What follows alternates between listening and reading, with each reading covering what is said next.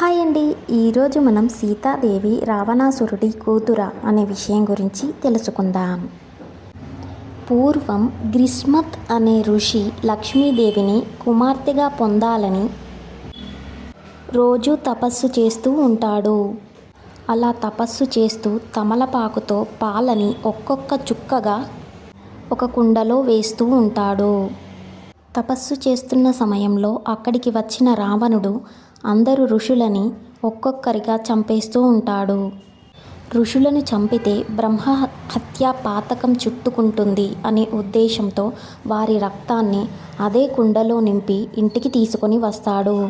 దానిని రహస్యంగా ఉంచుతాడు. అది గమనించిన మండోదరి దానిలో ఏముందో తెలుసుకోవాలని కుతూహలంగా ఆ కుండ వైపు రహస్యంగా చూస్తుంది. అందులోని ఎర్రటి రసాన్ని చూసి ఆశ్చర్యం చెంది దానిని తాగేస్తుంది. అప్పుడు తను గర్భవతి అవుతుంది.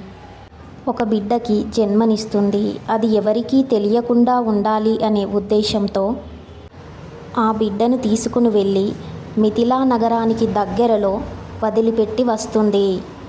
ఇదంతా అద్భుత రామాయణంలో చెప్పబడింది. అందుకని రావణాసురుడి కూతురు సీతాదేవి. నా ఈ కంటెంట్ నచ్చినట్టయితే జై శ్రీరామ్ అని కామెంట్ చేయండి. నేను ఇచ్చిన ఈ ఇన్ఫర్మేషన్ మీకు నచ్చినట్లయితే నా ఛానల్ని like, share, comment and subscribe చేయండి. Thank you for watching.